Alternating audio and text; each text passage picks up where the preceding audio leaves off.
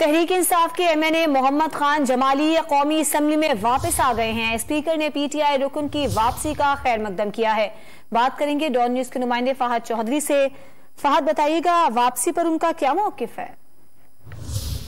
मीर खान मोहम्मद जमाली तहरीक इंसाफ के वो रुकन है जिन्होंने ना तो इस्तीफा दिया था और ना ही ये मुनहरिफ अरकान में शामिल थे।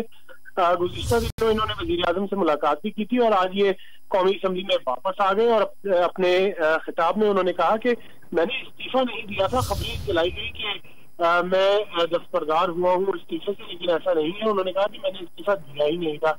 इन खबरों से मेरी सियासी साख को नुकसान पहुंचा। उन्होंने कहा कि मैं आज भी पीटीआई में हूँ और इमरान खान की क़यादत पर भरपूर एतबार है। बजट पर बहस में उन्होंने हिस्सा लेते हुए कहा कि पेट्रोल की कीमत में 84 रुपये फी लीटर 3 हफ्ते में इजाफा किया गया है और ये बजट किसी तरह भी अवाम दोस्त नहीं है। स्पीकर राजा परवेज अशरफ ने उनकी आमद पर खैर मकदम किया और खुशामदीद कहा और साथ ही उन्होंने ये कहा कि किसी पार्टी या हल्के से मुंतखब होने वाला फर्द ईवान का काबिल एहतराम रुकन है। और राजा परवेज अशरफ ने कहा कि जो भी बात होनी चाहिए इस ऐवान में आकर करनी चाहिए। बहुत शुक्रिया आपका फहद चौधरी।